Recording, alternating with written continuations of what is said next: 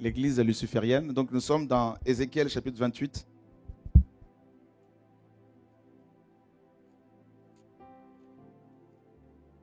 Frères et sœurs, Satan aime beaucoup les églises. Alléluia. Écoutez bien, Satan aime beaucoup les églises. Satan aime beaucoup les ministères que Dieu suscite. D'accord? À chaque fois qu'une personne reçoit de Dieu l'appel pour commencer une œuvre, dites-vous que Satan est déjà informé. D'accord? Et s'il n'a pas eu peur de transporter Jésus sur la montagne, certainement la montagne des Oliviers, également sur le sommet du temple, il n'aura pas peur de te transporter.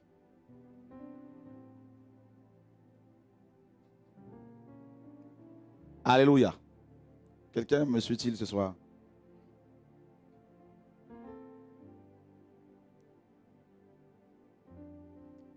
La Bible dit que les enfants de Dieu s'étaient réunis pour prier et Satan est venu au milieu d'eux. On n'a même pas dit qu'il était à côté. On a dit qu'il était au milieu. Lui, ce qu'il veut, ce n'est pas être à côté. Il veut être au milieu, au centre. Je peux vous assurer que chez les catholiques, il est assis depuis le commencement de ce mouvement. Chez les protestants, depuis le XVIe siècle. Chez les évangéliques, depuis le XVIIIe siècle. Chez les témoins de Jéhovah, dès sa naissance. Chez les mormons, c'est lui-même qui a créé ça. Alléluia! Vous êtes là? Nous, les chrétiens d'aujourd'hui, on est là, on croit que Satan, mais il est dehors. Frère, vous cherchez Satan le deuxième monde, mais Satan est juste à côté de toi. Les enfants de Dieu s'étaient réunis pour prier et Satan est venu au milieu. Et vous avez vu, aucun des enfants de Dieu ne l'a démasqué. Et c'est Dieu qui va lui poser la question, Satan, d'où viens-tu? Et c'est là que les enfants de Dieu se sont aperçus que Satan était parmi eux. Frère, c'est grave, dis à ton voisin, c'est grave. Ça c'est dans Job 1 et Job 2. Ça veut dire que tel que nous sommes là, nous nous réunissons pour prier, Satan n'est pas loin.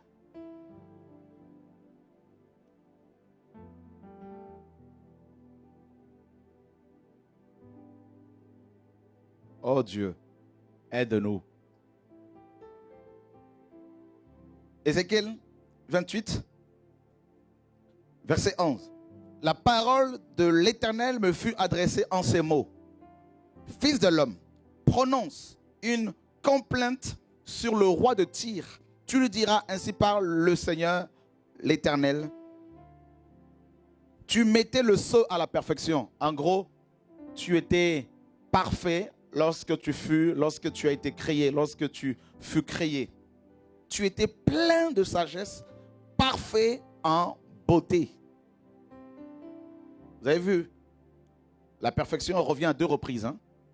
Il était créé parfait et il était parfait.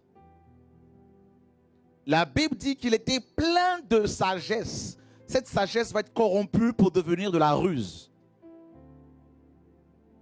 D'accord?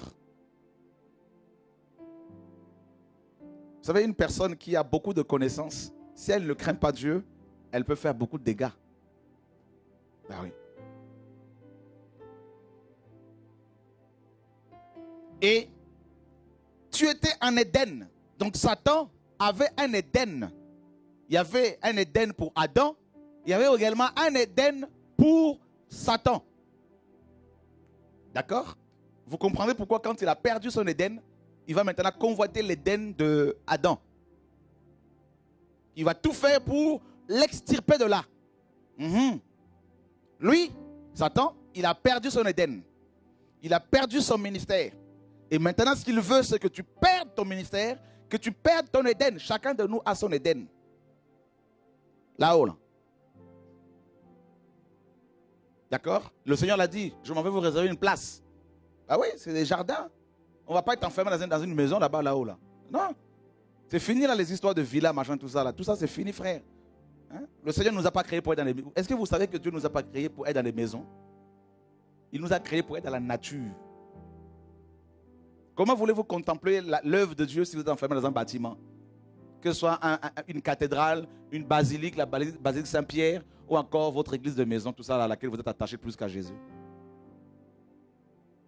C'est la nature. Pour contempler les étoiles, les chants d'oiseaux. Vous voyez? Et là, Satan avait cet Éden, le jardin de Dieu. Il était couvert. Vous avez vu? Regardez, on nous dit qu'il était, premièrement, il était parfait. Deuxièmement, il était sage. Troisièmement, il avait un Éden, un jardin d'Éden.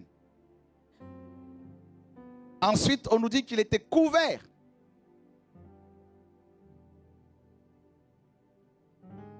De pierres précieuses. Waouh! Donc, ça veut dire qu'il était riche.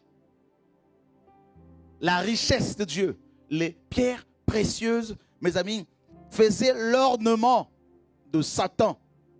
Son habillement.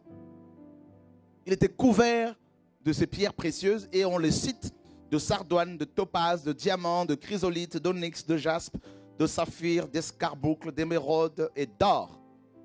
Waouh! Et ensuite, on nous dit qu'il y avait des instruments, des musiques. Vous vous rendez compte comment Dieu l'avait bien, mes amis, fourni, bien, n'est-ce pas, rempli. Il était parfait, donc d'une beauté terrible.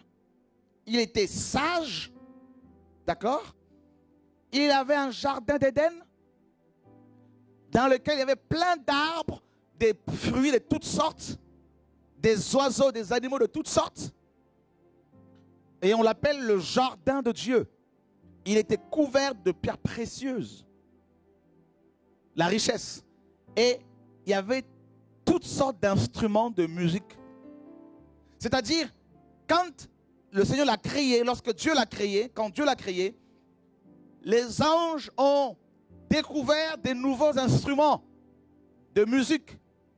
Et ils les ont utilisés pour adorer Dieu par les chants. Notez bien ces choses-là. Vous allez voir comment l'ennemi s'en sert maintenant aujourd'hui pour détruire les églises. Pour détruire l'homme. Tes tambourins et tes flûtes étaient à ton service, préparés pour le jour où tu fus créé. Tu étais un chérubin protecteur. Donc il était un chérubin protecteur.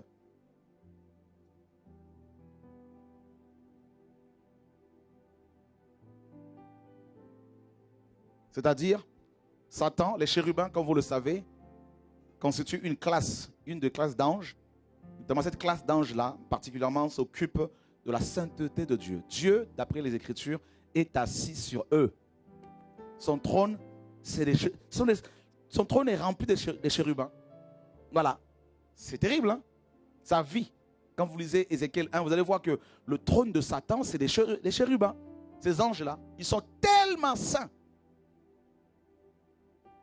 Tellement, les chérubins, ils sont saints, purs. Les chérubins, ouais, pas Satan. Les anges de Dieu, pardon. Ah non, les démons ne sont pas saints. Ils sont impurs. Alléluia. Ah, je voyais les visages bizarres, là, je me disais, mais qu'est-ce qui leur arrive là? Oh.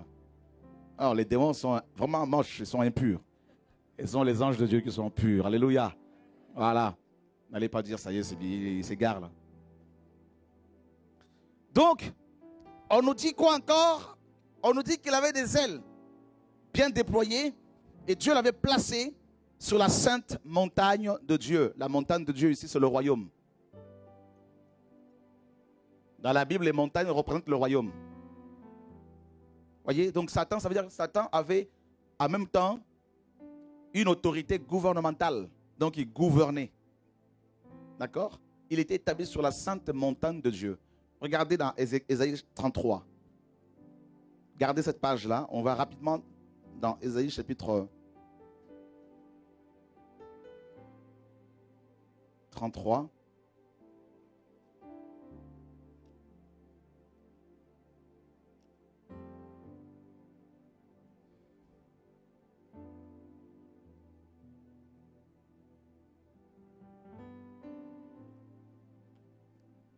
Non, allons plutôt dans Psaume 15. Merci Seigneur. Vous voyez, je veux le lire, hein, Psaume 15. Ô Éternel, qui séjournera dans ta tente, qui demeurera sur ta montagne sainte, celui qui marche dans l'intégrité, qui pratique la justice et qui dit la vérité selon son cœur. Vous voyez frère, la question est posée, qui peut demeurer sur la montagne de Dieu? Donc la montagne ici, c'est vraiment le royaume de Dieu. Donc Satan était établi sur le royaume de Dieu, dans le royaume de Dieu, et il avait l'autorité gouvernementale, donc il gouvernait, il dirigeait. C'était un grand chérubin. D'accord? Des grandes ailes. Quand il est déployé, j'imagine que les autres anges étaient émerveillés. Waouh, quelle beauté! Vous vous rendez compte, frère? C'était un grand ange. Et la parole dit qu'il était intègre. Tu étais intègre dans tes voies depuis le jour où tu fus créé jusqu'à celui où l'iniquité a été trouvée chez toi. Par la grandeur de ton commerce, tu as été rempli de violence et tu as péché. Je te précipite de la montagne de Dieu et je te fais disparaître, chérubin protecteur, du milieu des pierres étincelantes. Ton cœur s'est élevé à cause de ta beauté. Tu as corrompu ta sagesse par ton éclat. Je te jette par terre, je te livre en spectacle au roi. Waouh, vous vous rendez compte, frère? Comme tout le monde disait, ah, t'es beau. T'es beau. T'es beau. Eh bien, l'orgueil a commencé à prendre place dans son cœur. Voyez? Attention aux belles paroles, frère. L'orgueil a commencé à monter, à prendre place dans le cœur de Lucifer. Et il est dit que l'iniquité et la méchanceté étaient trouvées dans son cœur. Comment, là où était Dieu, comment, là où Dieu règne, l'endroit le plus pur de l'univers, des cieux, comment cela est-il possible? Comment Satan ait pu se corrompre à côté même, étant à côté même de Dieu? Ben oui, c'est la grâce que le Seigneur lui avait faite. Le ministère qu'il avait l'a corrompu. Ça veut dire quoi? C'est les talents qu'on a reçus de Dieu. Si on ne fait pas attention, on va suivre la même chose, le même chemin que Lucifer. Et vous allez comprendre comment il procède pour détruire les églises, pour détruire les familles, détruire les hommes. Dieu l'avait équipé.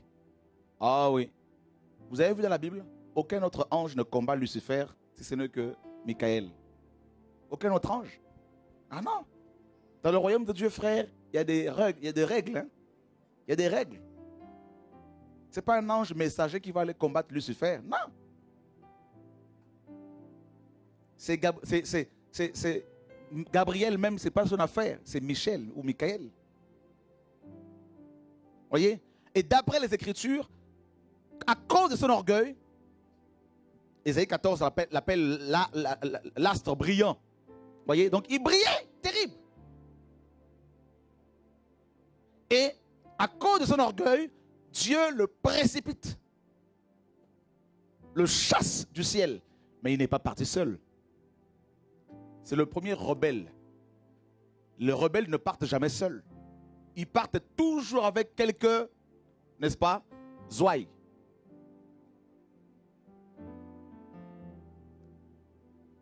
Alléluia. Toujours. Et là, il s'en va et la Bible dit, maintenant, voyez, tout ce que Dieu lui avait donné, tous ces dons qu'il avait reçus, qu'est-ce qu'il va en faire? Il va s'en servir maintenant contre Dieu.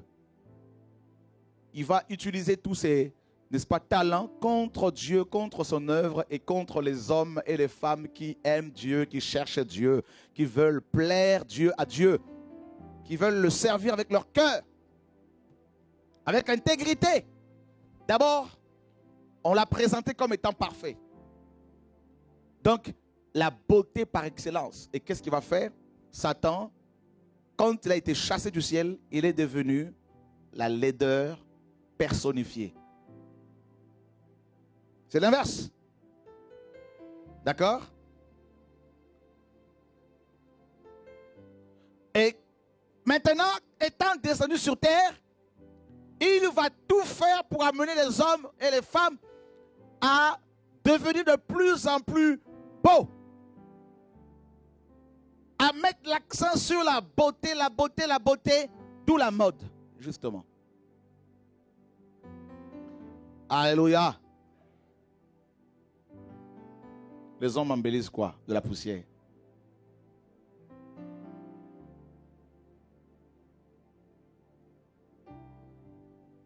La perfection. Le mot perfection ici veut dire accompli. Rien ne lui manquait. Rien. Et la sagesse est devenue la ruse. La ruse. Et également la philosophie. Philosophia, en grec, l'amour de la sagesse. Paul dit, les Juifs demandent des miracles, les Grecs cherchent la sagesse. Et qu'est-ce qu'on enseigne dans les écoles? La sagesse humaine. Vous voyez? Ah. Qu'est-ce qu'on enseigne dans les écoles théologiques? De la sagesse humaine. Et là encore, ce n'est pas l'enseignement. Je vais développer sur le commerce. On n'a pas écrit là. Vous voyez, d'abord, on parle d'abord des belles choses que le Seigneur lui avait données. Le jardin d'Éden, tout ça là, il l'a laissé au ciel. Et maintenant, il va poursuivre Adam. Quand il est tombé sur terre, il s'est transformé en serpent. Et il va maintenant tout faire aussi pour que Dieu chasse l'homme de son Éden. Parce qu'il a perdu le sien. Il arrive, il parle à la femme. Dieu a-t-il réellement dit qu'il ne faudrait pas manger tous les fruits des arbres du jardin? Il savait que Dieu n'avait pas dit ça. Il savait. Et la femme engage le dialogue avec, alors qu'on ne doit pas dialoguer avec Satan. Voilà comment elle va manger ce fruit. Et également son mari. Et les deux vont être chassés par les chérubins protecteurs du jardin d'Éden. Comme Satan. D'accord? Il a réussi. Et les pierres précieuses. Vous avez vu, frère, quand il est descendu sur terre, qu'est-ce qu'il a commencé à faire? Il a commencé à corrompre l'humanité en mettant dans nos cœurs l'amour pour les pierres précieuses. Vous avez vu à quel point les hommes s'entretuent pour des diamants, pour de l'or. Vous avez vu ce frère, des lingots d'or sont stockés dans des coffres bancaires alors que des millions de gens meurent de faim. Un homme va avoir des tonnes et des tonnes de lingots d'or dans son coffre de banque, tandis que son voisin n'a pas à manger. Voilà l'humanité. Nous sommes réduits, mes amis, je ne sais pas à quoi, la monnaie est devenue plus bête que les animaux. Et ce sont ces messieurs qui s'habillent en costume et cravate, qui ont bac plus 40 et qui gèrent la finance du monde. Voilà. Excusez-moi du terme, mais la bêtise. Vous savez, moi, j'ai plus le temps à perdre. Hein. Ça passe ou ça casse. Voilà. Je ne prêche même pas pour que vous soyez avec moi là. Ça ne m'intéresse même pas là. Je prêche pour que vous allez au ciel. Voilà. D'accord? Voilà. C'est incroyable. Oh, 12 carats. Il s'en va même des pins. 500 € le pins. Homme de Dieu. Et des chrétiens français que nous sommes, comme il n'y avait pas suffisamment de pins, ça c'est un ministère américain qui est venu à Paris, quelle grâce. Il n'avait que 93 pins 18 carats, 500 € la pièce. Alors, il y a eu la course des chrétiens. Oh my God, oh Seigneur, s'il te plaît Jésus, reviens.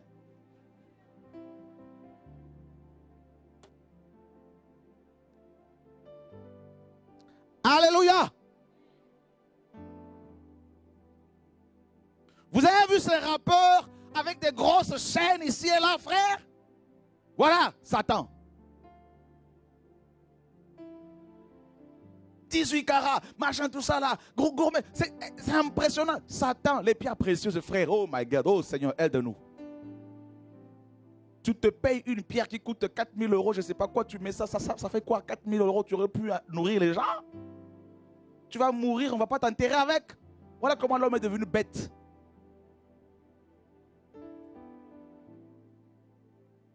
Alléluia. Oh non, moi j'ai une cuillère en or. Frère, la cuillère en or. Moi j'ai la main que Dieu a créée. Je peux manger avec ma main, frère. La cuillère en or là. Alléluia. Frère, écoutez-moi un peu là, vous les sages. Les sages de ce siècle. Parce que quelqu'un mange avec la main, mange à la main, vous croyez que la personne n'est pas éduquée. Mais Adam n'est pas né avec une fourchette.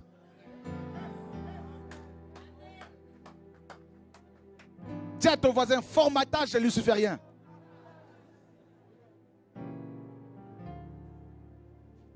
Vous allez être délivré ce soir du complexe. Ça veut dire que Dieu s'est trompé quand il nous a créés. La vraie cuillère, c'est cette main-là. La vraie fourchette. Tu ne peux pas avoir honte. Tu attrapes un poisson, tu manges. Frère! Oh, que Dieu nous aide, frère. Arrêtez de jouer aux hommes sages. Couteau, machin, pour tout ça, là, machin, tout. Frère, dis à ton voisin, sois naturel. On acclame la parole de Dieu, frère.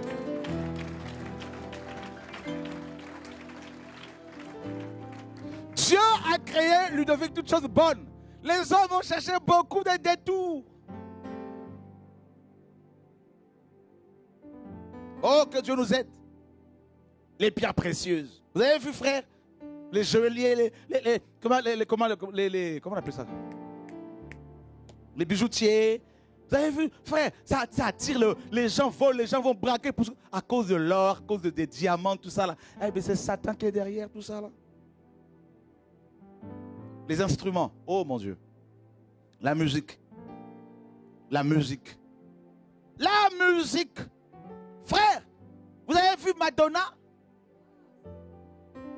Elle embrasse une femme sur la scène. Sur scène comme ça. Oh Seigneur, aide-nous. Cette génération est complètement, excusez-moi du terme, pourrie. Cette génération est perdue. Et les gens vont suivre des cérémonies avec les Beyoncé, avec les je ne sais pas, le Michael Jackson, tout le monde. Regardez-moi, les petits Michael Jackson partout, les idolâtres à la maison.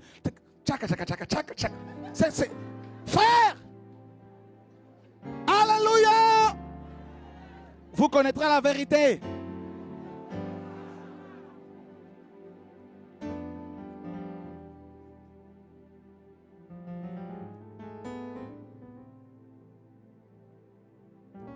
Avec la musique, là, on t'envoûte. Donnez-moi 5 noms de musiciens chrétiens qui sont sanctifiés. Vous êtes là. Donnez-moi 5 noms de musiciens chrétiens qui craignent Dieu. Il n'y en a pas.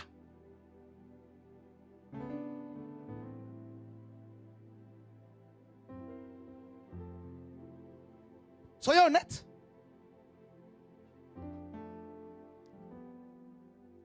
La musique, Satan l'a corrompu. La musique est toujours associée à la débauche, à l'immoralité sexuelle, à la drogue.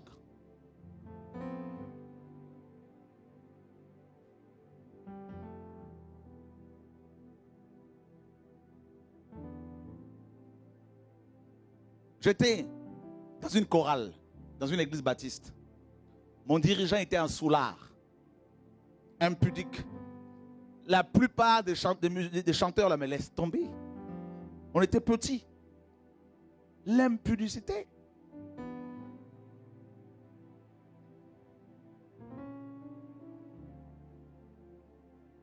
Vous avez vu ces clips de soi-disant chrétiens? Vous avez vu ces clips? Sur un seul chant, le musicien va se changer 3-4 fois. Et c'est vous qui achetez ces CD diaboliques. Vous avez amené Lucifer dans vos maisons.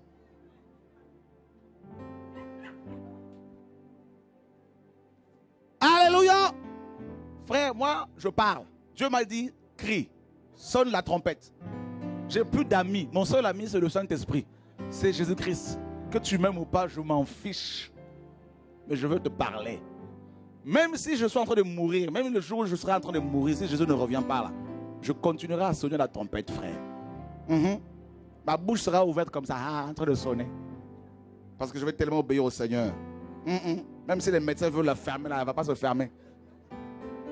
Parce qu'il faut parler. Dis à ton voisin, il faut parler. Alléluia! Comme je partirai avec l'enlèvement, c'est terrible. Vous avez vu ces chrétiens qui chantent. Ça, c'est Lucifer. Je vous parle de l'église luciférienne. C'est tout ça là. C'est la mode dans l'église.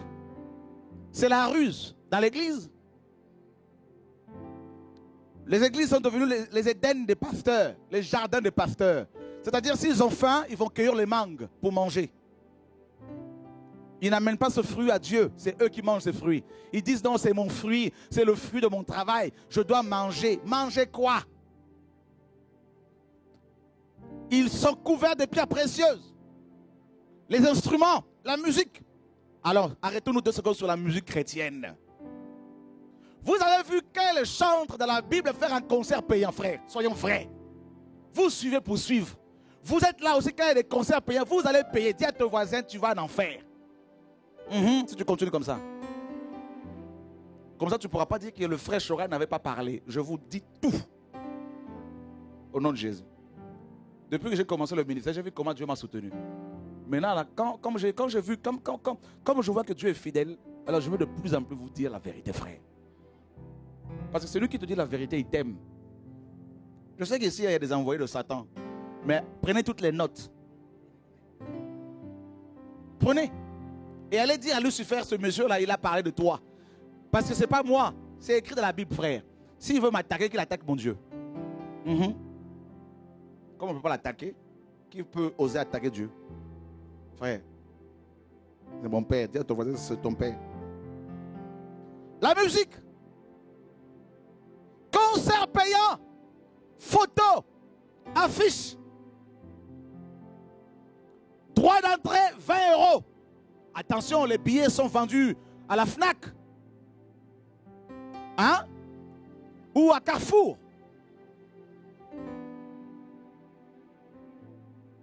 Et il y a une grande chorale habillée en soutane. À l'américaine, gospel. Wow, wow, wow, wow, wow. Ça teste les voix. Ça passe sur France 2 et ils sont contents. Nous sommes passés sur France 2. Vous allez prêcher quel évangile sur France 2?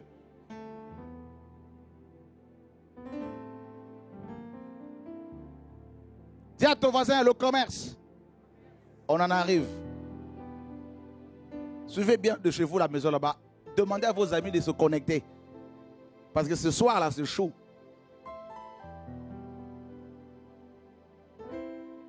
Oh, vous sortez vos albums. Écoutez, d'abord, le concert est rentré dans les églises lucifériennes. Asaph, David, les fils de Corée, tous ces musiciens sous la loi ne faisaient pas des concerts mondains. Ils chantaient dans le temple de Dieu pour Adonai. Ils étaient tous oints et prophètes. Sous la loi, la grâce. Donnez-moi un seul verset. Vous avez vu un concert payant.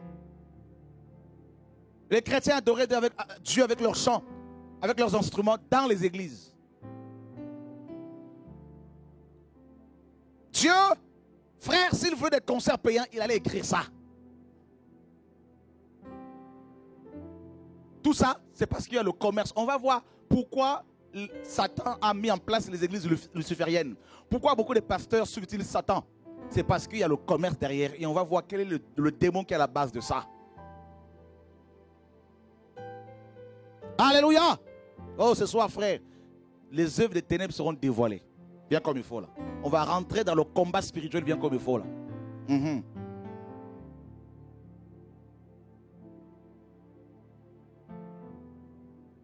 Et le musicien vient, il monte sur l'estrade, et au milieu du fumigène, tout ça, des jeux de lumière comme dans une boîte de nuit.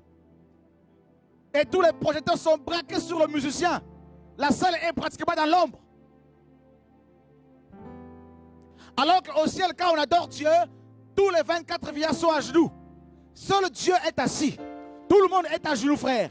Gabriel est à genoux. Michael est à genoux.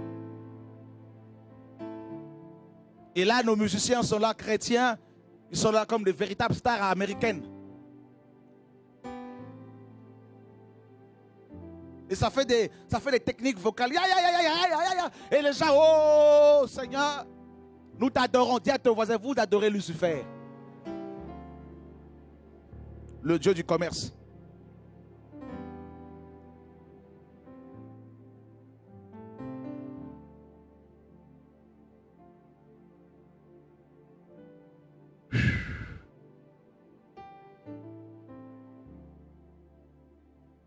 Il y a eu le concert d'Exo il y a quelques années au pavillon Baltard. Hein? Le monsieur qui avait organisé ce concert m'avait invité pour prêcher. Vous étiez là, non? Ceux qui étaient là. Qui était là ce jour-là? Hein? Il y avait au moins 4000 personnes là. Frère, on a tout cassé. Hein? Il m'a dit 15 minutes. Je dis c'est suffisant, même 1 minute seulement là. On va tout casser pour présenter Christ aux gens. Parce que nous sommes fatigués. Frère, il vient me voir pendant la pause. Il me dit, est-ce que tu peux pas me prêter 5 000 € parce que Exo ne veut pas monter sur scène sans cette avance. Je lui ai dit, moi, te prêter 4 000 € pour donner à Exo. Parce qu'ils ne peuvent pas chanter sans cette avance. Mais tu ne me connais pas, mon ami. Même si j'avais cet argent. C'est quoi cette affaire, frère? C'est quoi ce business dans l'église? Ah ben c'est Satan.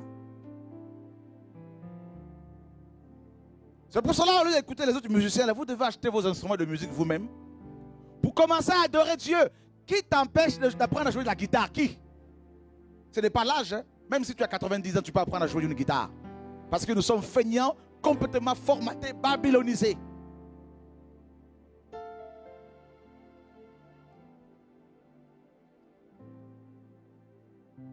Les instruments de musique.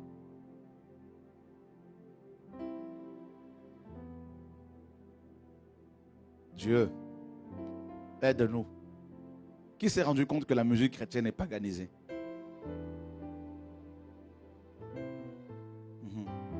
C'est terrible, hein? Il n'y a pas plus fier que les chantres chrétiens. Il n'y a pas plus possédé que les chantres chrétiens. Il y a d'abord eux, ensuite il y a les pasteurs. Et parfois les pasteurs, en fonction de la température spirituelle, parfois les pasteurs passent en premier et voilà. Et les vrais pasteurs sont cachés. Dis à ton voisin, ils sont cachés. Comme les marabouts chez vous aussi. C'est pareil, tu vois, non? Les marabouts, ils mettent leur photo carrément là, c'est autre chose. Tu vois, c'est pour cela qu'il faut suivre Jésus, mon frère. Alléluia. J'espère que ton pasteur ne va pas voir ton visage sur la caméra là parce que...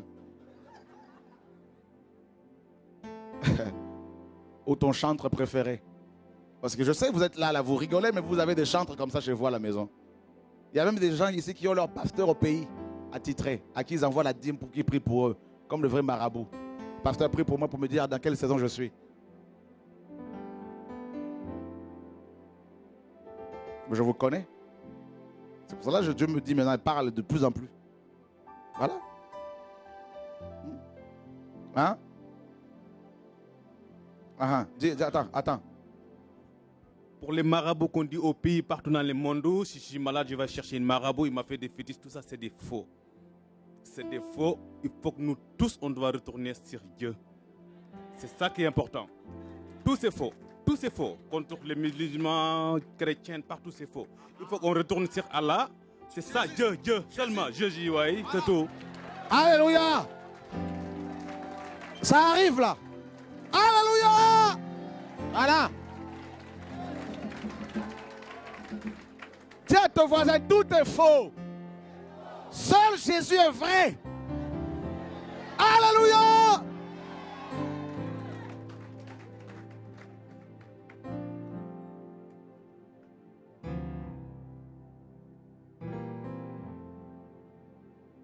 Jésus est magnifique. Vous allez chez les catholiques, vous allez voir avec l'orgue, ça vous endort. Dis à ton voisin, Satan est dedans. Non, il n'a pas entendu. Satan est dans l'orgue, là, il est dedans.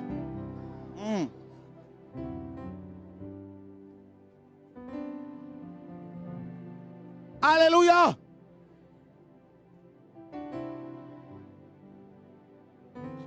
Autre chose, par rapport à la musique. Vous avez vu, la plupart des producteurs de musiciens chrétiens sont païens. Dis à ton voisin païen. Même quand ils se disent chrétiens, ils sont païens. Ils boivent du vin, ils boivent du whisky, ils se saoulent. Dis à ton voisin, ils sont païens. Vous avez vu Asaph dans la Bible aller collaborer avec un producteur païen? Vous avez vu Asaph aller voir un Égyptien pour faire une collaboration? Asaph, tu vas où? Je pars en Égypte. Faire quoi? Non, j'ai un album à sortir. On m'a dit qu'il y a un producteur là-bas en Égypte. Dieu avait dit, vous ne repartirez pas en Égypte. Alors pourquoi tous ces musiciens chrétiens faut-ils chercher des producteurs païens? Dis à ton voisin, c'est parce que c'est le commerce. C'est du commerce. Nous cassons vos baraques là. Vous les musiciens là, on casse tout là. Vous allez être simple, vous allez adorer Dieu simplement. Qui est d'accord avec ça?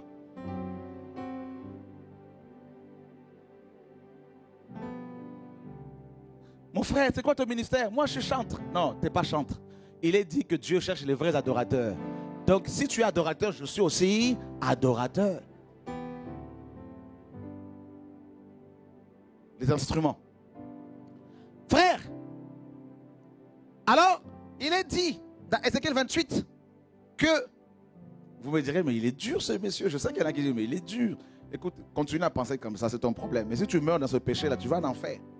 C'est un enfer que tu diras, non, il n'était pas dur finalement. J'espère que tu n'iras pas là-bas. Il est dit, par la grandeur de ton commerce, voilà, l'église luciférienne est une église qui fonctionne avec la mentalité, avec l'esprit commercial. Hein, le commerce. Pourquoi beaucoup de gens veulent-ils répondre à l'appel? Commerce. Pourquoi beaucoup de gens veulent-ils sortir des albums? Commerce. Pourquoi beaucoup de gens veulent-ils sortir leurs livres? Commerce. Ben oui, frère. Laissez-moi vous parler clairement ce soir. L'église luciférienne est une église qui fonctionne avec l'esprit commercial. Ben oui. Et des commerciaux. Les commerciaux, ce sont ces gens qui vont dans les rues faire du prosélytisme. Ils ne présentent pas Jésus aux païens, mais ils parlent de leurs églises. Comme quelqu'un qui présente un produit. Vous comprenez? Alléluia. Un produit qui marche. Frère, voilà, nous distribuons des traités, de flyers, tout ça. Mais c'est quoi? Ah non, mais c'est notre église. Mais moi, ça ne m'intéresse pas ton église. Parle-moi de celui qui peut me sauver.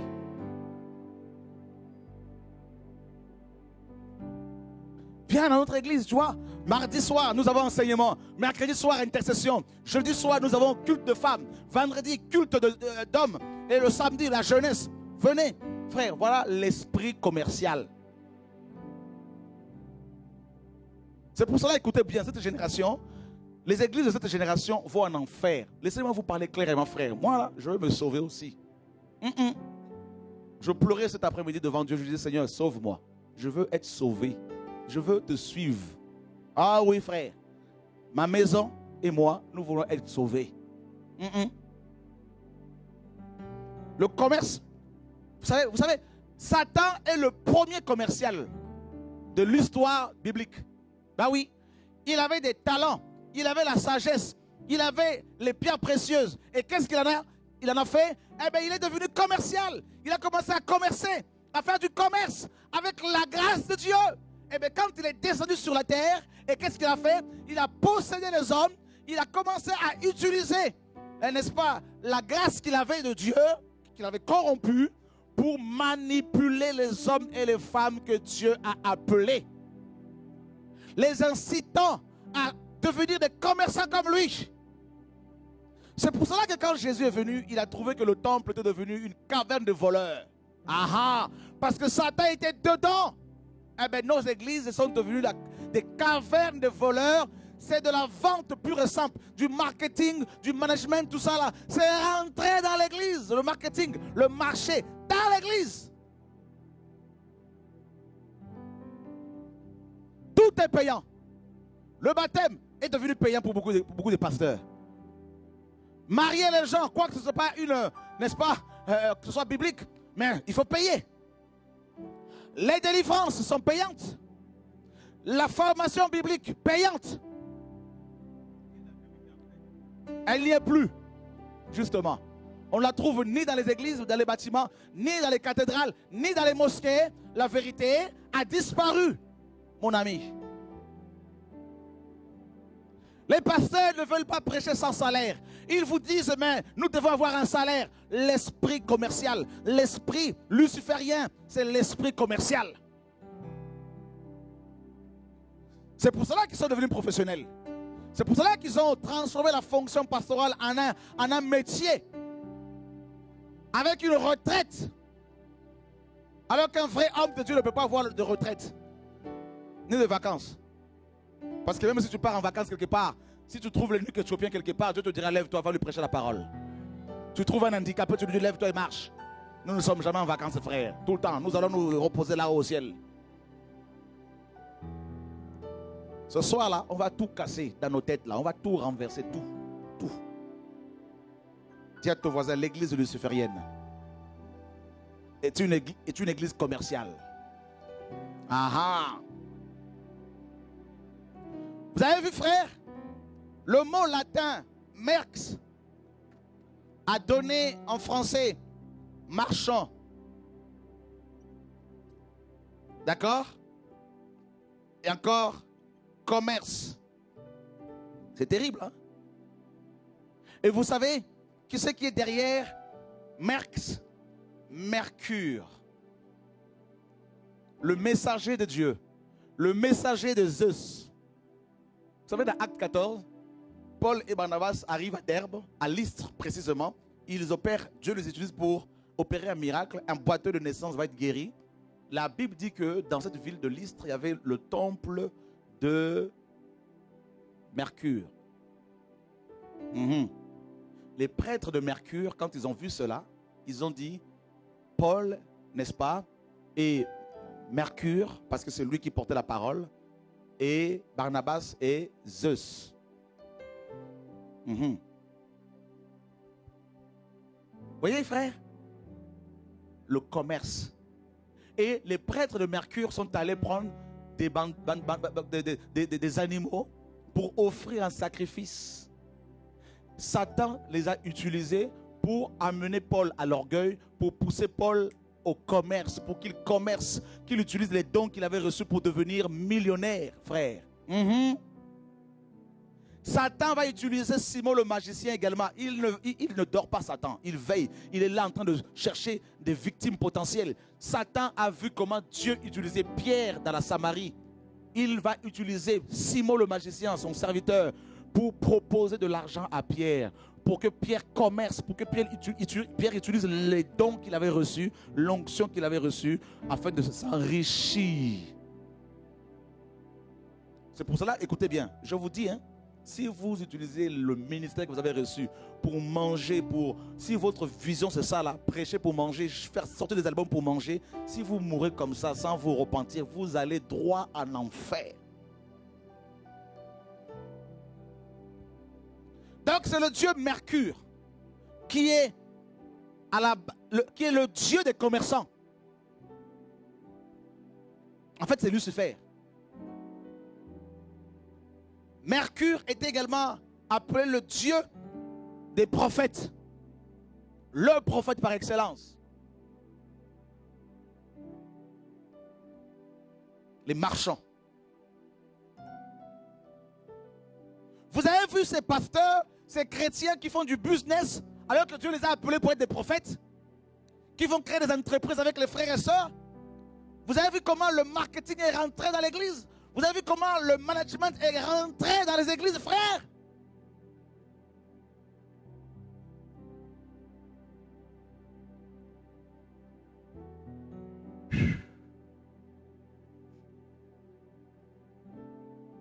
On vend de l'huile d'onction.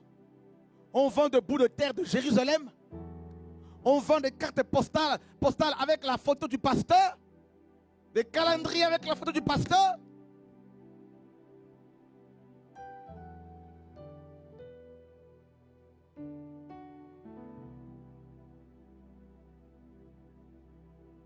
Et le pasteur va vous dire, je vous prêche la parole, vous devez me nourrir.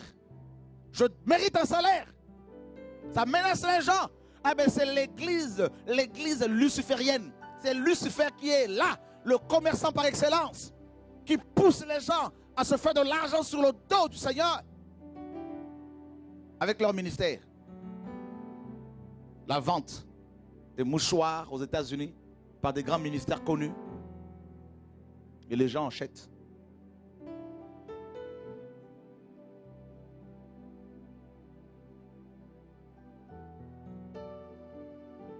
Un pasteur français m'a appelé un jour.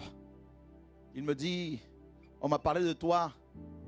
Est-ce que tu peux venir à notre réunion Montparnasse, dans tel hôtel?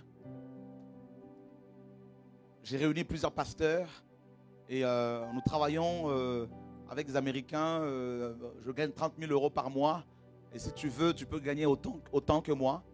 Et donc, il était question de vendre des produits, du Herbalife, quelque chose comme ça, là. Mais il ne m'avait pas précisé. Il m'a mis la pression pendant que je lui ai dit, écoutez, ça ne m'intéresse pas. Ça ne m'intéresse pas. Moi, me servir des églises que nous avons implantées ici et là pour vendre des produits ou pour aller négocier avec comme Yongisho l'a fait malheureusement, avec un banquier pour que tous les chrétiens, aillent ouvrir des comptes dans cette banque. Mais vous voulez, Satan est trop rusé, frère.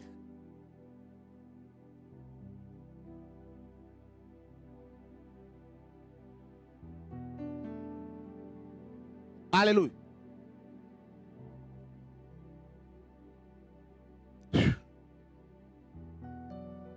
L'église luciférienne, le commerce. Nous sommes dans une génération où tout tourne autour du commerce. Tout tourne. Regardez bien, tout tourne autour de l'argent. Tout. Business. Tout tourne autour de... C'est impressionnant.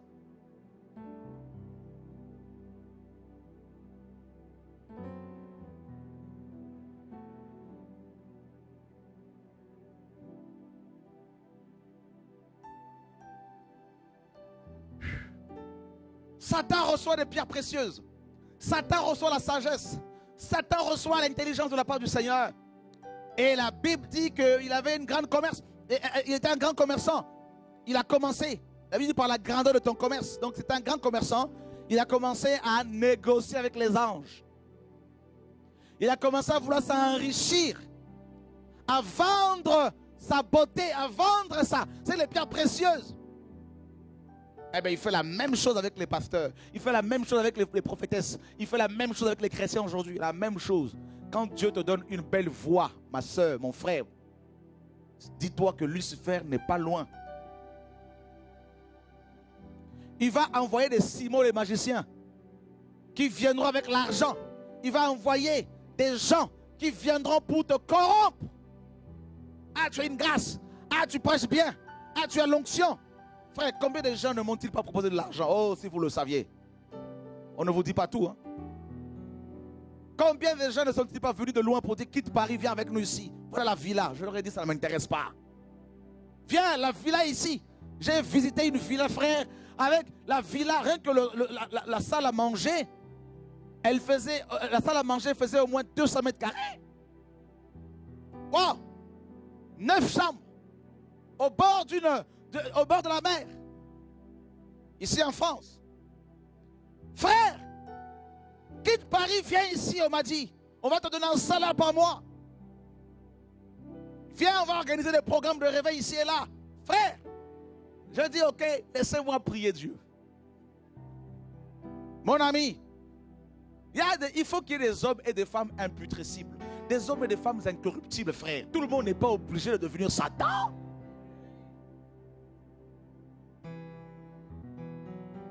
Frère, j'ai prié. Je dis, Seigneur, je préfère ma bicoque là-bas, là. Avec toi. Plutôt que mes amis. Une villa où il n'y a pas Dieu. Frère, j'ai prié. Je dis, Seigneur, parle-moi. La nuit, Dieu est venu me voir. Non, Dieu parle aux gens qui sont intègres. Aux gens qui le cherchent de tout leur cœur. Même s'ils ont des défauts, Dieu voit les intentions de leur cœur. Alléluia. Frère, Dieu est venu me voir. Il m'a dit, Nunca, tu n'iras pas là-bas. Comme disent les Portugais, tu restes sur Paris. Nunca, tu ne bouges pas. J'ai appelé les amis, je dis, je ne viens pas. Comment je ne viens pas, je reste ici. Pas de commerce. Frère, en dessous de la maison en question, il y avait un appartement avec, oh my God.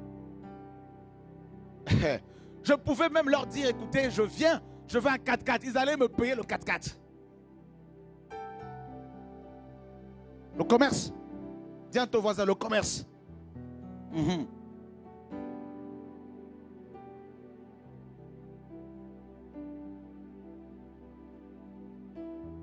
Un autre couple est venu. Frère, Dieu est bon. Le commerce. Je me rappelle, ce monsieur avait une villa. On était encore à Draveil, Pasteur Gilbert, tu te rappelles? Il avait une villa avec au moins 20 chambres. La villa là, quand on y entrait, là, le couloir, tu pouvais marcher, te fatiguer. Le monsieur avait une grosse voiture, la Buick, tout ça, une américaine. Il y avait les moyens. Il dit, quitte Paris, là, nous voulons, viens avec moi, je vais t'amener dans le monde entier, on va faire des programmes de guérison ici et là. Je dis, frère, moi là, je suis Jésus. Le commerce. Frère, laissez-moi vous dire que plus de 90% des pasteurs d'aujourd'hui sont des commerçants. Plus de 99%, vous allez dire, mais il est fou. Plus de 99% des chantres chrétiens sont des commerçants. C'est qui un commerçant chez les chrétiens? Un commerçant chez les chrétiens, c'est quelqu'un qui a reçu des dons comme Lucifer. Pierre précieuse, dons, belle voix, prédication, connaissance. Et qui va maintenant commencer à organiser des programmes pour se faire de l'argent. Qui va commencer maintenant à mettre en place des partenaires financiers pour s'enrichir. Qui va commencer, mes amis, à utiliser la grâce de Dieu. Non plus pour élever Christ, pour présenter Christ aux hommes, mais pour remplir ses poches. Hier, on a fait une annonce pour vous dire qu'on avait besoin d'argent pour TV de vie. Frère, nous avons eu assez, ne donnez plus. Et dis à ton voisin, c'est biblique. Donnez pour autre chose.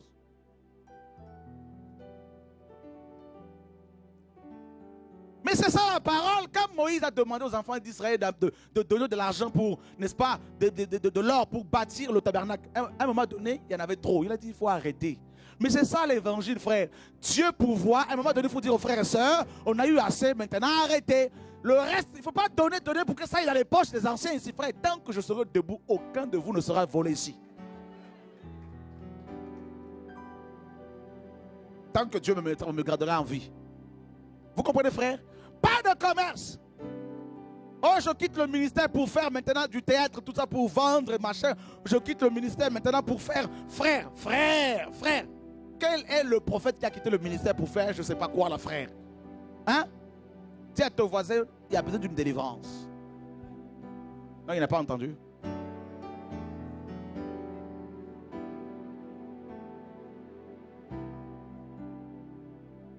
Depuis quelque temps, je suis devenu un homme solitaire. Un homme qui suit Jésus. Tu viens au programme, tu ne viens pas, ce n'est pas mon problème. Mais comme tu aimes Jésus, tu seras quand même là. Parce que tu as besoin de recevoir le message du temps pour aller le diffuser, frère. Alléluia. Même si tu disparais pendant 4 mois, 5 mois, parce que Dieu t'a établi, parce que Dieu t'a appelé, il va quand même t'obliger à suivre le message. Si ce n'est pas par moi, ce sera par quelqu'un d'autre. Et demain, c'est toi qui vas parler. Oh frère Chora, je quitte le ministère. Maintenant, je vais faire le ministère de chantre. Frère, donnez-moi un passage du ministère de chantre. C'est quoi ça, le ministère de chantre? Hein? 15. Il n'y a pas. Non, dis à ton voisin, il n'y a pas.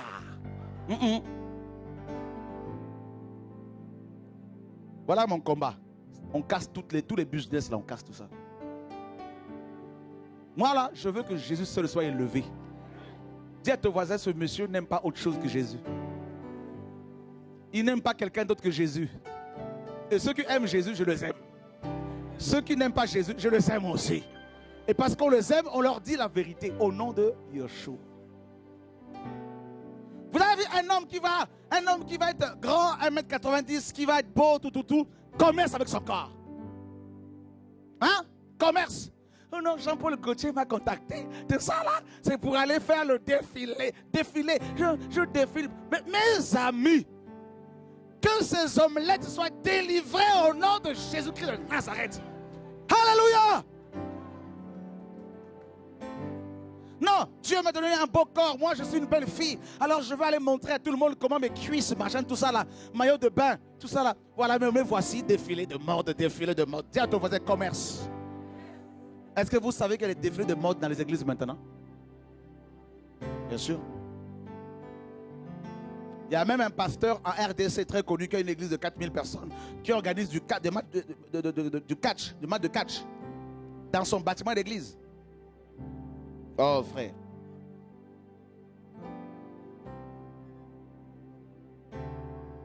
Frère, à Londres, en Angleterre, beaucoup de pasteurs ont créé des associations. Vous savez, là-bas, quand vous créez une association culturelle, le gouvernement vous donne une subvention. Voyez, donc ils créent des églises comme ça, des associations de loi 1901, 1905, ils sont subventionnés et l'argent ça va dans la poche. Commerce. Commerce. Vous savez que beaucoup de ministères organisent des séminaires comme nous autres là, ici là, et ils font des appels de fonds pour avoir de l'argent. Ils organisent de tels programmes, ils s'invitent, ils se disent, venez prêcher chez moi, vous allez faire un appel de fonds et nous allons partager la somme. Ils font des appels de fonds, parfois 100 000 euros, et à la fin du programme, ils vont se voir dans le bureau. Le prédicateur qu'on invite pour faire l'appel de fonds va réclamer un pourcentage. Admettons 20%. Bah oui, Aurélie, ouvrez les yeux. Pourquoi les gens me combattent comme ça là? Pourquoi les gens disent que je suis sorcier, magicien, que je maudis leurs enfants, frères? Grattez derrière, vous êtes enfants de Dieu, ouvrez les yeux, priez. C'est parce que le commerce, la frère, a pris place. Et le message que Dieu m'a donné, ça casse leurs ambitions.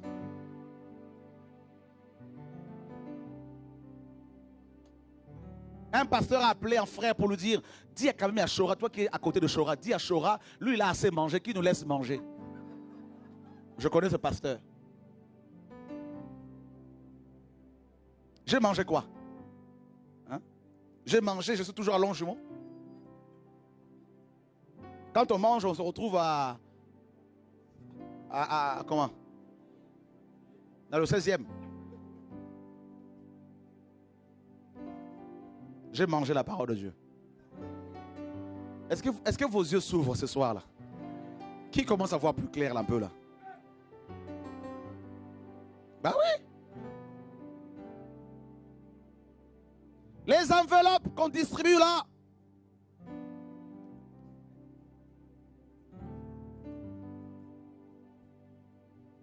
J'avais un exemplaire là.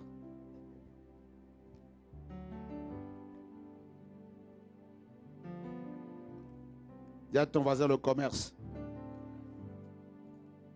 Ah, il n'y a pas. Le pasteur Blaise m'a appelé la dernière fois de Kinshasa.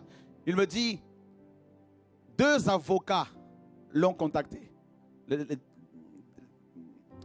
C'était des avocats d'un pasteur très connu là-bas pour lui mettre la pression parce qu'il anime un programme sur la chaîne nationale où il diffuse nos vidéos. Et il se trouve que les personnes qui travaillent dans cette chaîne sont touchées par le message. Et 2 avocats d'un pasteur l'ont appelé pour lui dire, change le nom de ton émission parce que son émission s'intitule La Dernière Trompette. la trompette sonne. Ils lui ont mis la pression. Et ce sont les païens qui lui ont dit, c'est pas grave, pour éviter les problèmes, change le nom seulement de ton émission. Et il a mis la dernière trompette. Et là, je l'ai eu encore, il continue quand même à le combattre. Parce que le message dérange. Parce qu'ils ont des villas, piscines, tout ce que vous voulez, 2, 4 villas. Il y en a. J'ai un ami pasteur avec qui j'ai travaillé, oh Dieu, il a plus de 5 4x4. Tu étais à Kin là-bas? Tu l'as vu, non? Voilà. Francis peut le confirmer, ce n'est pas des mensonges. Nous ne sommes pas là pour vous casser qui que ce soit. Nous voulons que vous compreniez. Nous ne vous disons pas suivez qui que ce soit. Nous vous disons suivez Jésus. Voilà le message.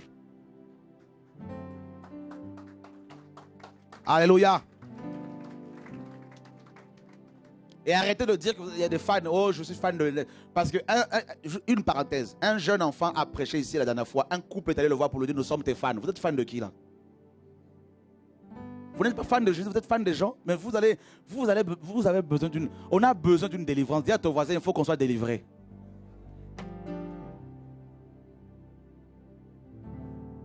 Un enfant de 11 ans qu'on a voulu déjà... On veut le tuer dans l'œuf. Voyez? Ah non, Dieu m'a donné des chants, alors je ne veux pas les diffuser. Oh Seigneur. Les musiciens chrétiens, il y en a beaucoup parmi eux, frères, quand ils reçoivent des chants, soi-disant du Seigneur, ils ne veulent pas que les frères et sœurs les écoutent. Tant qu'ils ne sont pas mis sur CD et masterisés et dupliqués, vendus. Moi j'ai reçu des chants, non? L'époux, on vous l'a vendu combien? Hein? Mobali nanga komona yesu. On y va un peu Loïc. Alléluia. Jesus. On peut monter un peu? Yes. On peut prendre place. Gloire à Dieu. Dieu est bon. Le commerce. Le commerce. Tout est fait pour... Et la ruse, comme Pierre le dit dans 2 Pierre 2, il y a eu parmi le peuple des faux prophètes, il y aura de même parmi vous des faux docteurs qui introduiront sournoisement des fausses doctrines, des sectes pernicieuses. Par cupidité, ils vous exploiteront. Voilà le commerce. Au moyen de paroles trompeuses. Ils vous exploiteront.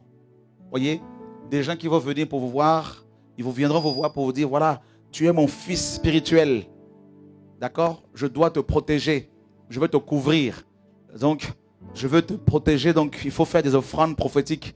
Frère, le commerce est rentré dans les églises. D'accord? L'église luciférienne. Ah, tu es ma fille de la foi. Voilà.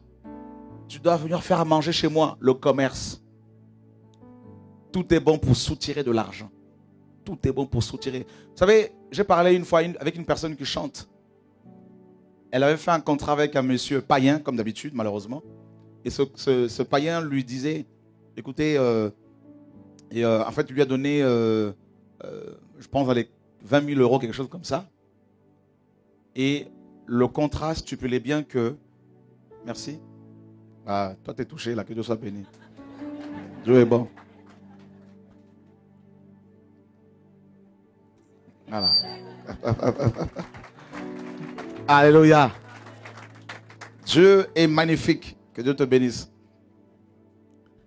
Et c'est-à-dire, cette personne qui chante ne pouvait pas donner des concerts sans l'aval de ce producteur. Et c'est terrible. Si le Seigneur vous ouvre les yeux, vous allez voir que Satan est assis dans beaucoup d'assemblées. Il est là, présent. Vous me poserez la question, frère Chora, comment faire alors pour trouver la vraie église? Ne la cherchez pas, vous n'allez pas la trouver.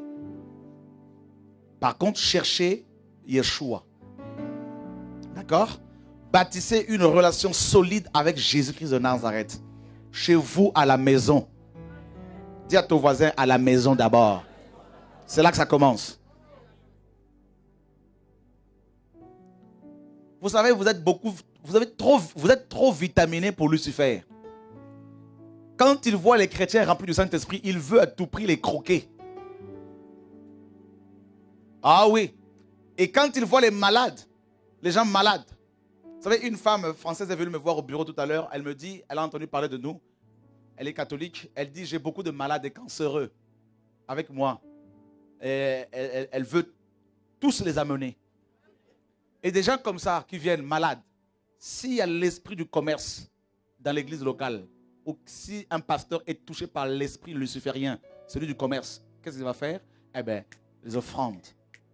Les gens sont désespérés, les gens sont condamnés par la médecine. Ils sont prêts à tout pour avoir la vie, pour avoir la santé. Et ils sont prêts à faire des gros chèques. Ils viennent nous voir pour nous dire, frère, pasteur, j'ai l'hépatite C, j'ai l'hépatite A, je suis malade, condamné, tout ça par la médecine, j'ai un cancer de foie, cancer d'estomac, tout ça. Eh bien, écoute, sœur, ma sœur, mon frère, eh bien, fais une offrande qui te coûte cher. Et tu vas voir, Dieu va se glorifier. Je veux te dire, mon frère, ma sœur, toi qui es malade, je veux te dire ceci. Le Dieu qui guérit les malades ici va te guérir gratuitement. Je veux que tu comprennes ceci. On va amener une corbeille ici. D'abord, tous ceux qui sont malades, là, condamnés par la médecine, amener, on va écrire sur un bout de papier là, vos problèmes là. On va prier tous ensemble. Frère, un acte prophétique comme on a fait la dernière fois, là, Dieu me dit de le réitérer encore. Dieu guérit les gens gratuitement. Cet après-midi, pendant que je priais, Dieu est venu me visiter à la maison. Frère, c'était terrible. Il me dit, je veux me manifester encore puissamment. Il dit, ce que vous voyez là, c'est rien. Il dit, c'est moi qui permets tes combats, là, tes adversaires. C'est lui. Il dit, rappelle-toi de Pharaon. J'ai endurci le cœur de Pharaon pour que mes miracles éclatent. Il dit, c'est lui qui a endurci les cœurs. Parce que, frère, le bâton de Moïse, frère, au nom de Yeshua, je vous dis, à moins que Dieu ne soit pas Dieu, frère, cherchez Yeshua. Cherchez Yeshua. Que personne ne vous dise, oh frère, j'ai ouvert une église, venez, dis à ton voisin, c'est une entreprise. C'est pour cela que Dieu m'a fait écrire un livre, pasteur ou chef d'entreprise. Qui n'a jamais lu ce livre-là? Je veux l'offrir. Il y a encore quelques exemplaires là, ceux qui n'ont pas les moyens. Là. On va vous offrir ce livre-là. Quelqu'un peut même aller vite fait au bureau là-bas au siège. On va donner ce livre, on va offrir quelques livres aux gens qui n'ont pas les moyens. Pasteur ou chef d'entreprise. Dans cette entreprise pastorale qu'on appelle église locale, malheureusement, comment ça fonctionne? Quand tu arrives, d'abord, on va te donner une fiche à remplir. Nom, prénom, date de naissance, métier, fonction, travail, tout ça là. Marié ou pas? Frère, tout ça là. En quoi cela te concerne-t-il? Que je sois marié ou pas? Que je sois avocat ou pas? Que je sois chômeur? En quoi cela te concerne-t-il? Ok, tu remplis la fiche. Ensuite, on te demande, est-ce que tu es baptisé? Non. Bon, on va te baptiser. 10 € parce qu'il faut payer la carte de membre. Qui a déjà payé la carte de membre de son assemblée ici? Vous voyez, carte de membre. Vous l'avez acheté, votre carte de membre? Vous l'avez là avec vous là? Ok. Carte de membre. Ensuite, vous êtes maintenant membre de l'entreprise pastorale. Et là, il faut payer parce que vous êtes membre d'une société secrète. Il faut payer aussi les impôts qu'on appelle la dîme chaque mois.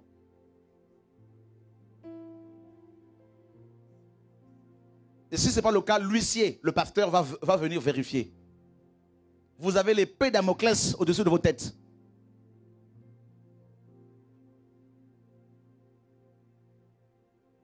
Et vous n'avez pas le droit d'aller visiter d'autres entreprises. Et cette entreprise-là fonctionne à plein régime chaque dimanche matin.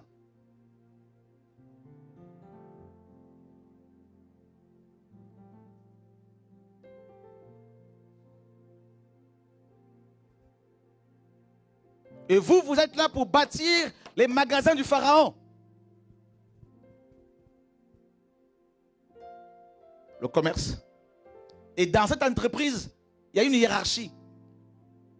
Pour accéder à la fonction supérieure, il faut être fidèle, non à Dieu, mais à l'homme de Dieu.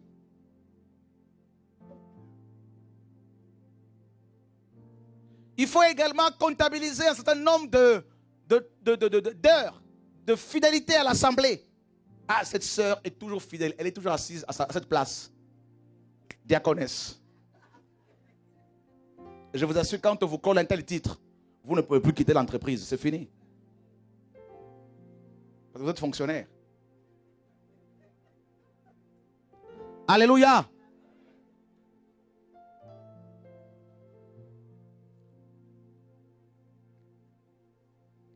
Uh-huh.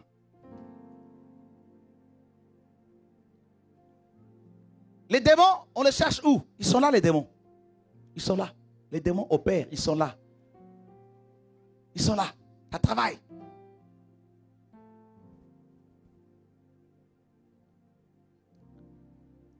Quand Jésus va revenir, frère, vous savez que l'enlèvement peut avoir, je vais finir bientôt, ne vous inquiétez pas, l'enlèvement peut avoir lieu peut avoir lieu d'une seconde à l'autre, là, à la telle que nous sommes là, parce que Dieu a caché la véritable église pour votre information, il la cache de plus en plus.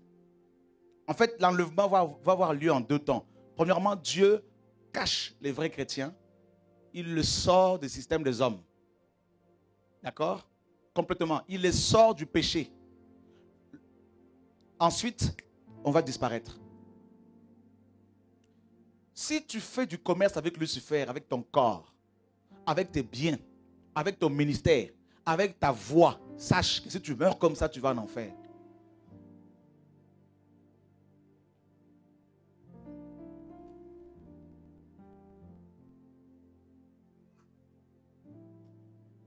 C'est pour cela que Jacques disait aux riches, pleurez, votre or est rouillé. Votre argent est pourri. Quel message? Où sont les hommes comme Jacques?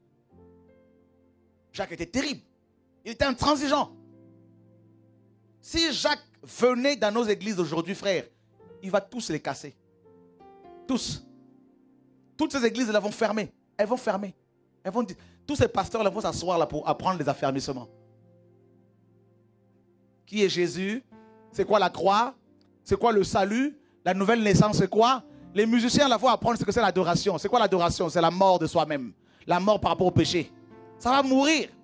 Maintenant, si Paul arrive là, ici, là, je crois que plus de 80% des chrétiens d'aujourd'hui vont être livrés à Satan.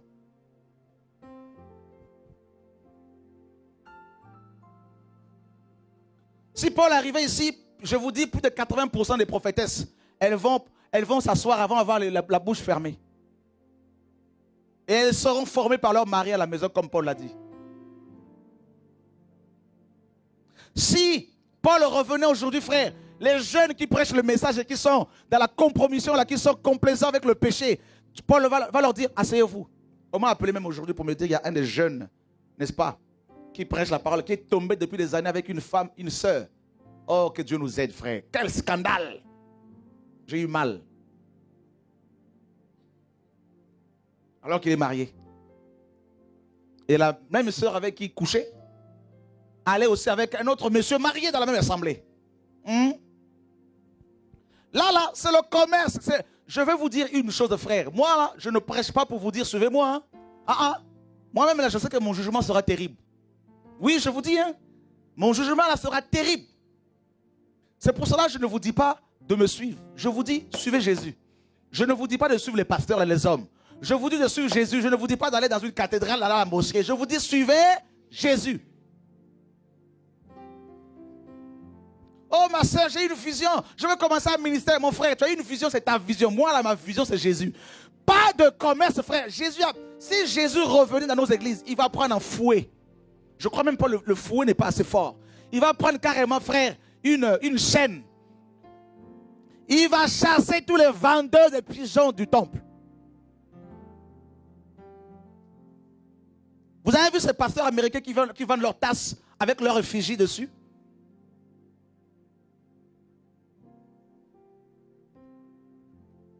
Et où sont les prophètes ici en Europe? Ils sont où? Où sont les prophètes en France? Ils sont dans les fédérations, ils sont dans les bâtiments, ils sont enfermés. Ils sont où? Prophètes qui viennent prophétiser Dieu. Les gens font la queue pour avoir chacun sa prophétie avec son cahier, avec son stylo. Les vrais prophètes, quand ils viennent, les gens cachent leur cahier, là, frère. Parce qu'ils leur disent, si vous mourrez comme ça, c'est l'enfer. Vous êtes là, c'est l'impudicité, c'est l'adultère, boîte de nuit, tout ça là. Vous allez faire du commerce avec Lucifer. Et vous voulez que Dieu vous bénisse, frère? L'église luciférienne, on ne parle pas du péché, on ne parle pas de l'enfer. Et pourtant, les gens vont passer l'éternité dans un lac de feu. On ne leur dit pas, les jeunes, oh non, tu as 14 ans. On ne te dit pas que si tu continues la masturbation, tu vas en enfer. Mon ami, laisse-moi te dire, jeune homme, jeune fille, si tu meurs comme ça, là, c'est l'enfer. Je vais te dire la vérité, tu vas prendre l'avion pour aller en vacances. Mais l'avion peut tomber.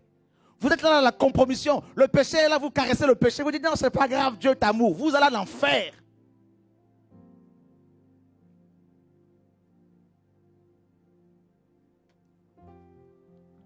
Il y a comme une sainte colère de Dieu.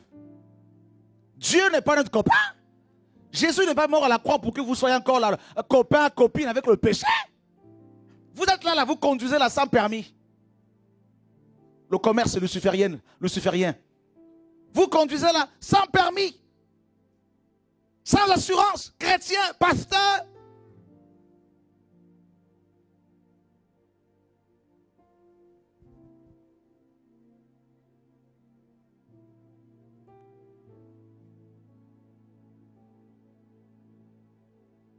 Les gens jouent avec leur vie sans savoir que l'enfer est sous leurs pieds. Quand Satan s'est rebellé, quand Satan a commencé à faire du commerce, Dieu l'a chassé du ciel, déchu. Il est devenu Satan.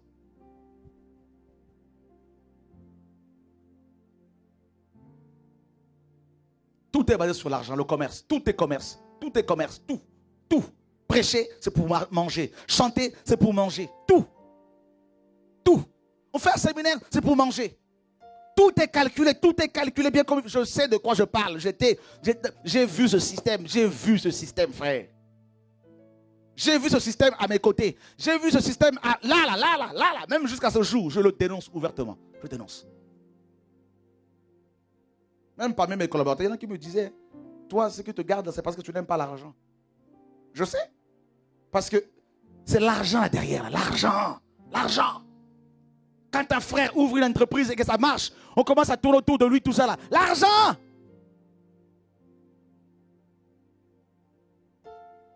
Comment c'est possible un homme de Dieu qui passe toutes ses nuits sur Skype? Un homme de Dieu, une femme de Dieu, qui n'a pas le temps pour méditer, pour s'occuper de sa femme, de ses enfants, qui est là sur Skype pour parler au monde entier? Homme de Dieu! Il n'y a plus d'intimité. L'église luciférienne, le commerce.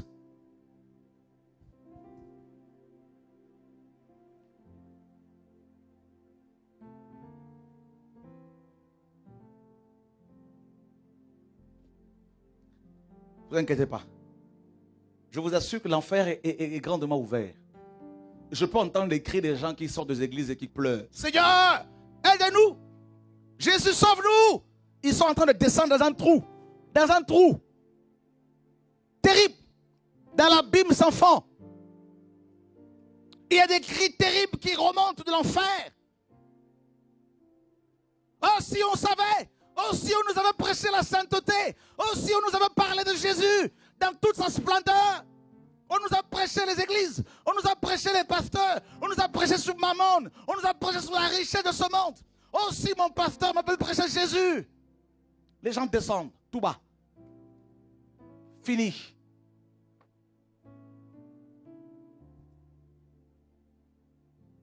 Vous avez cru que Jésus peut vous guérir et éteindre le péché comme ça, sans vous repentir. Vous avez pris Dieu pour qui, frère? Le commerce. On fait des retraites, on fait des séminaires. C'est pour l'argent. Le commerce, tout est basé sur le commerce.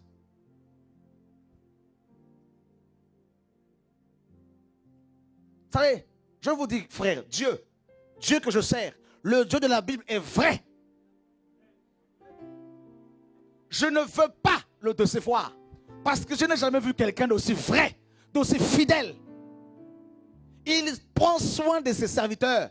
Donc ce n'est pas la peine de les vendre vos corps, d'aller faire des appels bizarres là pour avoir des sous, d'aller parler de vos problèmes d'argent aux gens. Un homme de Dieu n'expose pas ses problèmes d'argent aux âmes. Parce que le Dieu qui appelle le semeur lui donne la semence et lui donne du pain pour sa nourriture. Il n'est pas là pour dire aux partenaires financiers, donnez-moi l'argent, je vais faire un programme. Non, Dieu te met une vision, il va toucher lui-même les cœurs des gens. Élie n'a pas été chercher un corbeau. C'est Dieu qui a parlé au corbeau pour amener la nourriture à Élie. Frère, ouvrez les yeux. Je vous dis, prédicateur, si vous mourrez comme ça, là, vous allez en enfer. Je veux vous dire de la part du Seigneur. Vous mourrez, vous allez en enfer. Pendant que tu te masturbes là, tu meurs comme ça, là, tu vas en enfer. Même si tu chantes bien. Même si tu connais la parole de A à Z, tu vas en enfer. Le jeune qui a couché avec cette femme pendant des mois et des mois, alors qu'il est marié, je lui disais, tu as un ministère de prophète, fais attention. Copain, on devient copain, on est la camaraderie dans l'œuvre de Dieu. On est potes, on se tape là. Le sacré n'est plus respecté. Parce que c'est la cité, c'est la cité, c'est la cité. Dieu vous dit, vous allez en enfer. Maintenant, sa femme qui a plus de 3 enfants la pleure, qui vient un peu d'accoucher. Pourquoi? Parce que les jeunes ici, c'est la cité. Le Dieu de la cité. La cité. Vous allez en enfer, jeunes gens. Continuez comme ça. C'est le muscle physique qui parle maintenant. C'est le cow-boy spirituel. Vous savez ce que c'est gérer une âme? Vous savez ce que c'est diriger 2 ou 3 âmes? Mais vous avez hypothéqué votre vie. Vous savez? Satan, quand il voit que tu diriges comme ça, il vient à côté, il va te pousser au commerce. Il va mettre à côté de toi des gens complaisants, des gens qui ont la ruse, une fausse sagesse, pour vous caresser, pour vous amener dans une sagesse diabolique, la philosophie. Non, Dieu va comprendre. Non, Dieu est amour. Ils ne vont pas parler ouvertement du péché. Ils vont caresser pour dire c'est pas grave. Vous êtes là, je sais. Je ne cherche pas à être votre ami là. Même si vous avez de l'argent là, votre argent est pourri. Votre argent, les billets là, c'est quoi? C'est de la pourriture. Vos maisons là, vont tomber en lambeaux.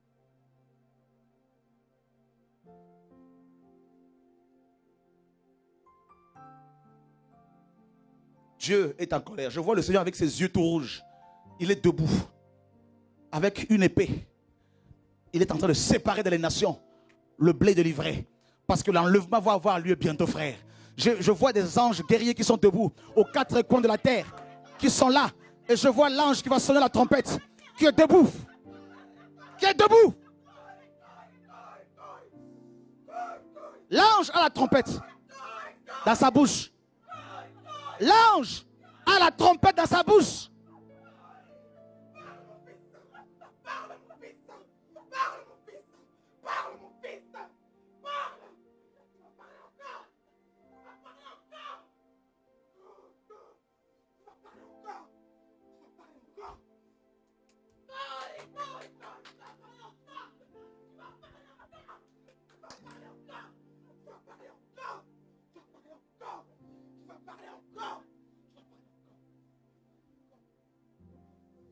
L'ange est debout. Il attend l'ordre de Yeshua. L'ange est debout déjà. Le chauffeur est dans sa bouche. Je l'ai vu. Il est debout. Et Dieu regarde parmi son peuple. Beaucoup de commerçants. Ils regardent, ils ont reçu des dons, des talents. Au lieu de le fructifier pour glorifier son nom, pour amener les âmes au ciel. Ils commencent à amener les âmes en enfer. À faire du commerce. À se complaire dans le péché, frère. Oh, jeunes gens, ouvrez les yeux. Ouvrez les yeux. L'enfer est sous vos pieds. Ouvrez les yeux, craignez Dieu.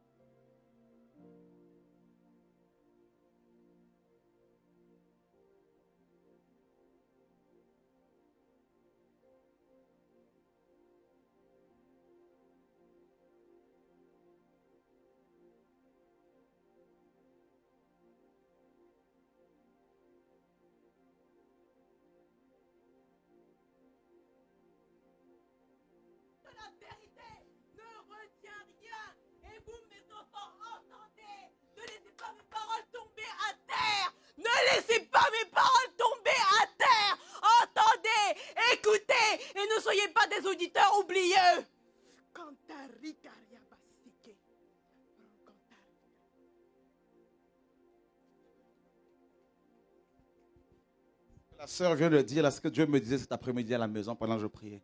Il est venu me visiter, ce qu'il me disait. Un nouveau message pour les nations parce que Jésus est à la porte. Et beaucoup de gens vont en enfer. L'ennemi a réussi à séduire beaucoup de gens par la ruse.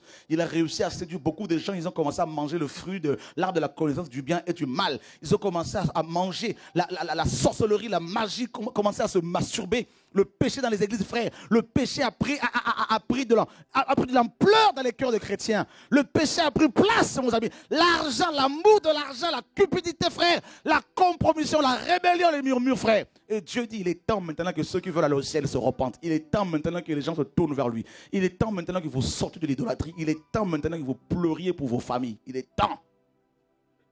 Parce qu'il va y avoir des surprises. Les gens vont se réveiller un matin comme ça, il n'y a plus personne. Beaucoup de gens ont disparu, fini, parti. C'est fini. Et c'est la marque de la bête. Ce n'est plus le moment de dormir, ce n'est plus le moment de croire qu'on a encore le temps, c'est fini. Le temps est fini pratiquement, la frère.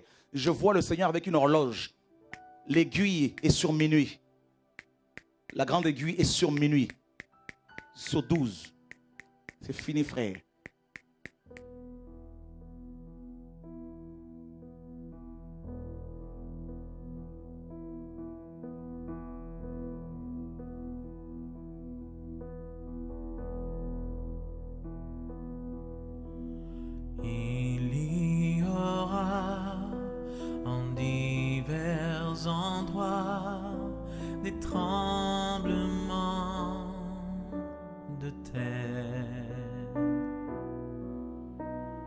Vous entendrez par